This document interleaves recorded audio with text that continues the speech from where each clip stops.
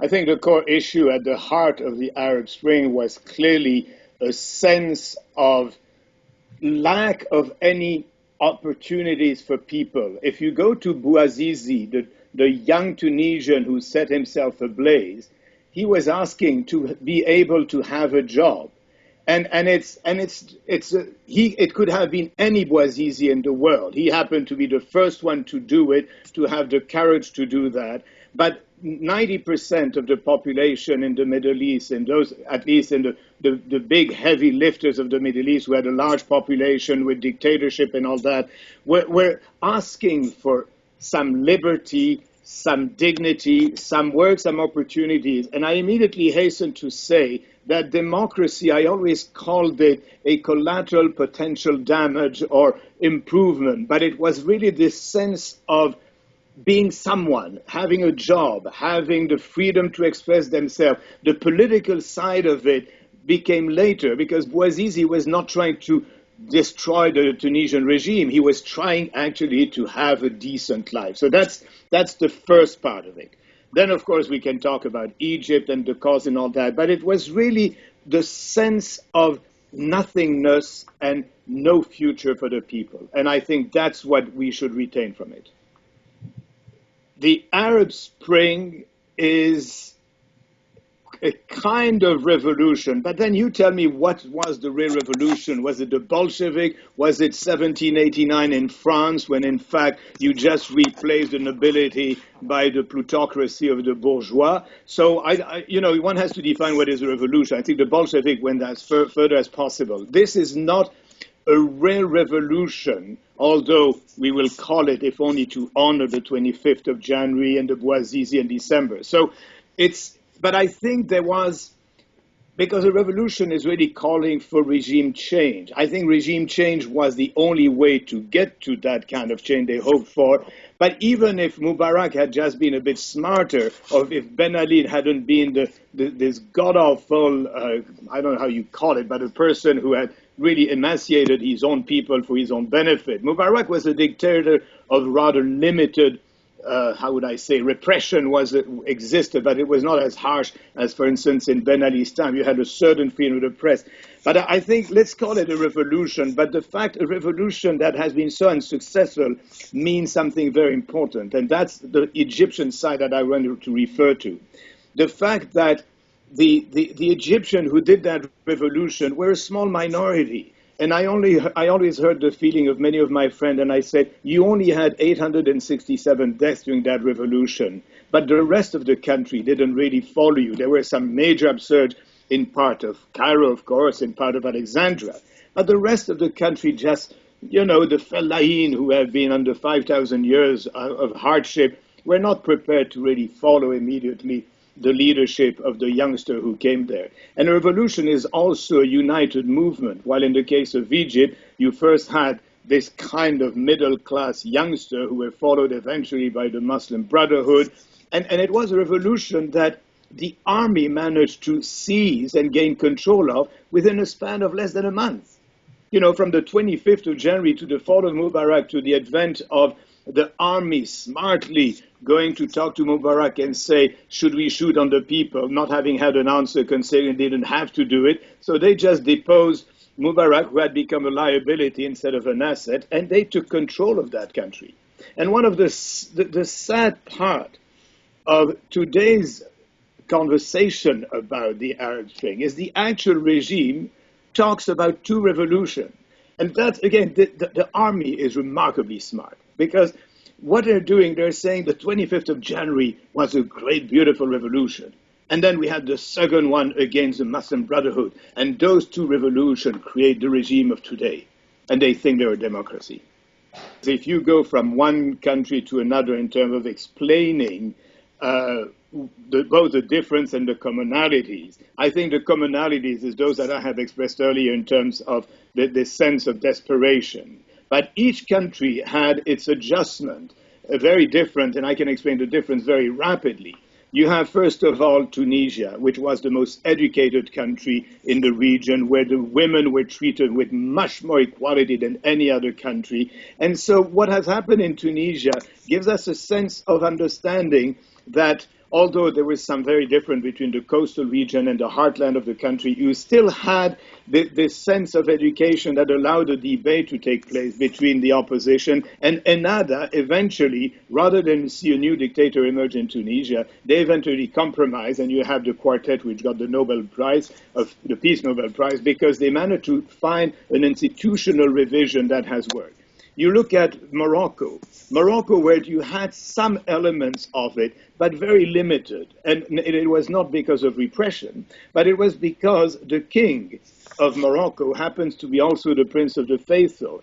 So he could manage, in fact, a parliament which is dominated by the Islamists, or at least the more extreme Muslim trade, but he's still controlling the country. And Morocco is an entirely different country. Morocco is looking towards the Atlantic, while and hardly ever into the Maghreb because of its problem with Algeria. Now, Algeria, the evolution in Algeria, you've had a certain amount of openness, but you haven't had a revolution because they still remember the hardship of the dark decade when they had, in fact, the fight against the Islamists. And the Algerian people don't want to see 92 to 2001 revisited with the bloodshed, the 300,000 deaths and all that. So Algeria is a bit of a cauldron ready to explode, but so far my prediction of explosion hasn't materialized precisely because this kind of restraint and also the fact that it is a very controlled society. Then you can move to Yemen and the tragedy of Yemen, which you're still leaving with President Saleh being eventually removed, with Abadi coming in. And again, Yemen is an entirely different case because you had the issue of the Houthi, you had the issue of Al-Qaeda in the north, and Yemen has been a tortured country forever, and the Arab Spring failed, and now it is going down into the horror even more to terrorism. You can take them one by one. Bahrain, where it required. Again, you had this Shia-Sunni divide there, in which case you had a minority trumping a majority, the Sunni dominating the Shia. And there again, you had to have the intervention because it was close to the Gulf Cooperation Council. You had the intervention of the Saudis and helped by the Emirates. So again, it's an Arab Spring that didn't materialize to the end. So you really have to go one by one, and then you have, of course, the horrifying issue of Syria. So how far do you want to go into the analysis of each country? You've got the base, which is the same to a certain extent, but each country shows that we should never talk about the Middle East as it was just a monolith. In another 5 years, I have to start from now. I think given what is going on in the Middle East because of ISIS, because of Libya, which was also another terrifying tragedy and here we can go a bit on the side for a moment, I think right now the Arab Spring has withered away completely from the mind of people. Now you've got an optimist who tells me that 3-4 years from now it could rekindle. But, the repressive regime that we have in Egypt today makes Mubarak look like an angel because of the harshness. Listen, recently there was this president of a commission studying the amount of corruption in business deal and all that. Well, he came up with an allegation that there was about $25 or $75 billion lost through corruption in Egypt, and now they're putting him in jail, even though it was a study that they asked him to do. So we're talking about a regime that is completely controlling everything and claiming that it's the will of the people. So where is the Arab Spring 5 years down the road? My crystal ball tells me that it is pretty foggy and that we're not going to see much change. Listen, let's assume that even in 5 years we're out of the Syrian issue. The countries will have to be rebuilt. And then who will do the rebuilding? Will we have a Marshall Plan that the international community would do to redress the situation? Look at what is going on in Libya now. Libya has become the second base of ISIS, and if we so-called degrade, and I wouldn't want even to say defang or destroy, but if we degrade ISIS in Raqqa and Mosul and whatnot, they'll find themselves in Libya. But I think now the international community is starting to realize that the moment there is some agreement on the government in Libya, they might then create a new coalition to try and rebuild the country so that ISIS doesn't become the dominant factor. So in 5 years' time, there'll be so many issues that we will still be grappling with that maybe some hope for a renewal of the Arab Spring, but I'm not very hopeful. we haven't talked about the role of the so-called West. And I think one could say a few words about the role of the West, because there's something very ironic.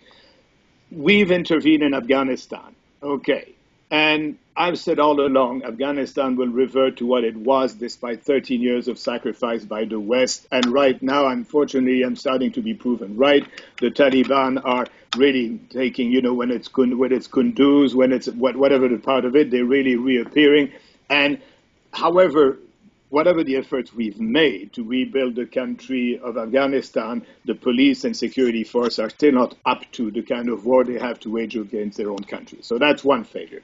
Then we've had Libya, where the Americans led from behind. We managed to get rid of Gaddafi, and the result is much horrifying than it was during Gaddafi's days, to the point of wondering, what is good, what is bad? Are we minding our business? Are we doing regime change when in fact we shouldn't, that we should let their own people decide how to do it, the way, unfortunately, the Egyptians tried and failed, the way the Tunisians succeeded.